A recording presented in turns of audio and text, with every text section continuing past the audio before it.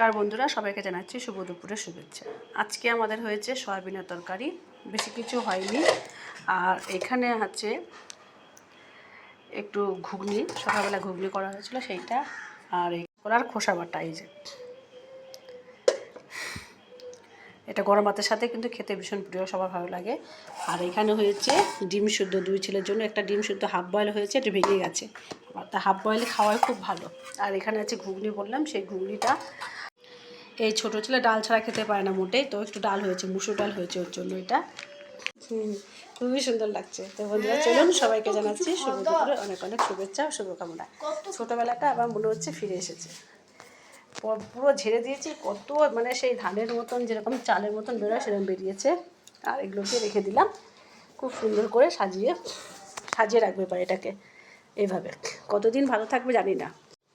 এই যে সুন্দর লাগছে, এই যে কি সুন্দর দেখুন, একটা ফুলদানি এত সুন্দর লাগছে। আর হাত দিতে ভালো লাগছে এটাকে, দেখুন বেশ একদম মোটা মোটা, এক দেখুন কি সুন্দর।